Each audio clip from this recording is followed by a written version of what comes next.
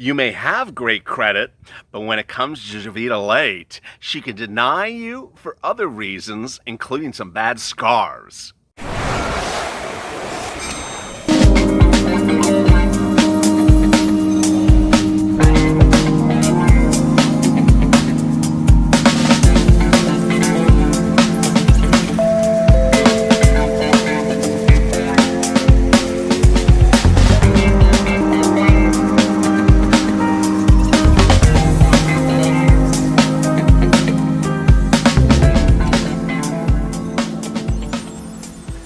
Hey, good evening, everybody. This is LALATE. Hope you're good and safe. That was facetious. A denial of an EIDL loan based upon scars is not a criterion under SBA rules. But this is Evening LALATE, our 1 hour programming block that starts every night at 6:45, goes to EIDL at 7:15. Hope you're good and safe. One of the questions that I was asked last night harkens back to one of our earlier videos on this channel that was a very big success at the time, which was, what are the grounds for SBA to deny an EIDL loan? How do you overcome those denials? And can SBA come up with another reason to deny you in doing a reconsideration? Let me go over that right now. SBA EIDL loans can be denied for a series of reasons, and they're codified in SBA guidelines. Let me go over each of them with you and explain to you what they are and how you can win against them. The first one is credit. That's the most common one. SBA currently has a hard credit order, which means that if you fall below their credit number, they will deny the loan based upon that credit score. The credit score is derived from one credit agency, one brand, and one version only. It's called Experian Vantage 3.0. I detail Experian Vantage 3.0 more often than I detail Nancy Pelosi and Chuck Schumer. I literally mention it morning, noon, and night because it is their only standard in determining your credit score. If your credit score is under about 580-ish now, you're not going to get approved for an SBA loan. You can get the score up by watching other videos on this channel. The next ground to get denied for a loan is what's called bad character. Bad character has been really a topic of conjecture and a lot of strange posts online since the EIDL loan went live back in March. And some of the posts would say that it's based upon the time of the conviction, the time of the arrest, the nature of the arrest, the nature of the conviction. But what I've seen in all the months of reporting on this channel since starting in April is that sometimes they're done in the correct way and sometimes they're done in the incorrect way. The correct way is generally a later in time arrest or conviction should not be a grounds for an EIDL loan denial, and that's something closer in time that is not of financial issues should not have weight as well. But what I have seen is that they literally just sometimes just don't understand what the person was arrested for or what they were convicted for and deny the loan accordingly. And so that prompts the attempt for reconsideration. Third, unable to verify business existence is another ground for denial of the loan. In those cases, they can't confirm that this business actually existed by the time that the pandemic hit, when the eligibility window for the loan manifests itself under the policy and the terms of the policy. This means that they're not sure the business existed, the business was operating, the business had activity. The next one after that is unable to verify identity, which is sort of like unable to verify business identity. And then finally, the last one, which was the most problematic in the months of about April, May, was that the economic injury did not exceed the amount of the grant. Let me start with the last one in dealing with how to overcome these different EIDL loan denials and how to win them on reconsideration. The last one was really the most troubling. And as I sit here today, if you don't know, back in the day, I used to read on camera everyone's comments and know what everyone's circumstances were. I overcome this, I did that, I did this, I did that.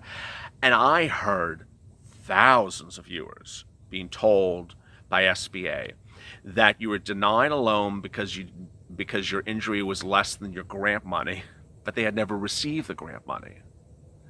So in that regard, they had to do a reconsideration.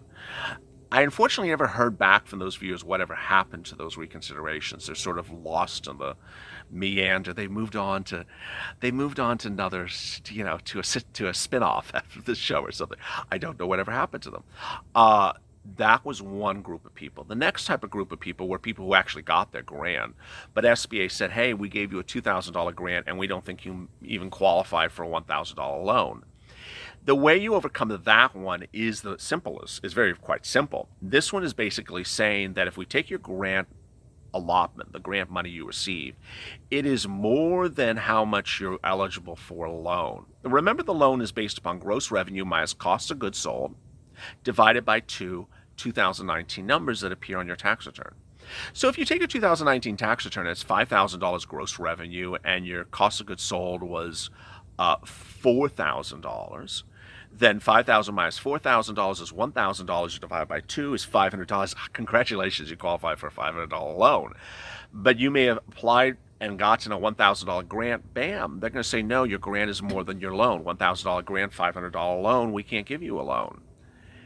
In those circumstances, I don't know what happened to viewers as well. Ultimately, if the loan calculation is correct, there's no way to really overcome that argument unless you can point to some reason why that number for the loan amount is incorrect. So basically, you would point to something in 2018 or something that happened in 2020 that said, hey, we had a lot more business activity, hence we qualify for a higher loan, hence our higher loan is more than the grant amount. Sadly, I never got to find out what happened to those viewers that went through that process. Bad character. Bad character was hit upon about a handful of viewers of this channel back in the day. And bad character was not necessarily applied appropriately. Bad character should really be imputed only in which the conviction is very recent. It shouldn't be based on minor arrests like a misdemeanor. It shouldn't also be based upon convictions of things that have nothing to do with financial crimes. Smoking pot on the corner, 5 years ago, and suddenly you can't get an EIDL loan. That didn't seem to be what SBA's policies were, but of the viewers that I know that got hit for bad character, and I can certainly remember 2 of them as of just a few weeks ago, they had never still won their reconsideration, and it was sort of still meandering out there.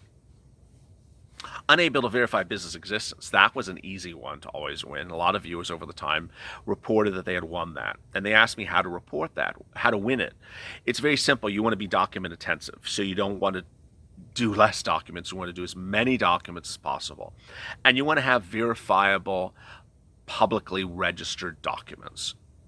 Incorporation document, Social Secretary of State document, DBA document, incorporation document, articles of incorporation, EIN number, registration. As many documents that you have on file with the Secretary of State, with your local government, with your DBA, with the federal government, as much as you have on file. If you don't have anything filed because you're a solo practitioner, or anything that's verified from your tax returns, Schedule C 2019, Schedule C 2018, if you don't have that, if you're literally, I'm just a person who does this and I do that, well, understand no one would ever give you a loan. Why would someone give you a loan if there's no verification you ever pay taxes on this thing, and it's sort of this thing that's going on? Now, a lot of people may have had newer businesses that started in 2020. SBA is lending based upon newer businesses. That's the really good news. Finally, credit.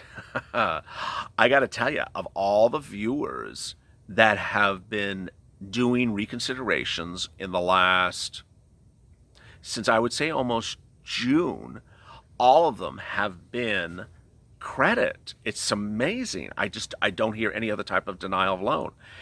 And the way to win that is it's just like very, very, very simple. I was about to say a word that starts with village. It's like idiots play. It really is like idiots play. You're denied on credit. We'll get the credit score up. Done. I mean, it's literally that. It's just that. That's all it is. So you have to go Experian, get the Experian Advantage 3.0 score to about 590, because it's going to be a hard credit pull to reconfirm your new credit score. That's going to drop you about 10 points. You're done. You're done. It literally is that simple. Now, how do you do reconsideration? Where do you do it, and what could happen thereafter? Well, you do reconsideration by contacting SBA by email. They usually give you an email that indicates the address to send it to. Usually you have to get a 24-hour thank you, I got your submission chain email, stock email. If you don't get that, resend it. Keep on resend it until you get that token, I got your thing, thank you so much. At that point, you're teed up. If you don't hear anything from SBA in about a couple of weeks, contact them, because it's usually a quick turnaround time for them to start working on your file.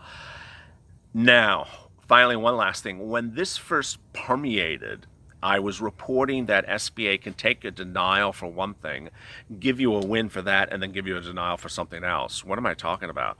Well, SBA guidelines say that if you're denied for credit, then when they're reviewing your file and you have great credit now, great credit, they can deny you for, prior convictions for bad character. Of all the months of reporting, I've never seen that happen. So that's the really good news. It doesn't seem that they're trying to kick you and not give you loans. SBA has really inherently been an agency to give you loans. They want to give you loans. They make money from the loans, so that's the good news. If you have questions in today's video, drop them in the comments below. Coming up tomorrow morning is Mornings LLA. Do me a favor, go to the front of this channel. We're almost at 200,000 subscribers. The spirit of this channel is to help and serve one another. We've helped so many people. You've helped people. I've helped people. Hit that subscribe and alert button. I'm sending out messages all the time. If you're unsure whether you're following or not, go into a pinned comment by me that shows you how to ensure that you're following. And coming up tomorrow morning at 8:30 a.m. is Mornings LA. Have a great evening. Stay safe, stay motivated, and stay LA for more.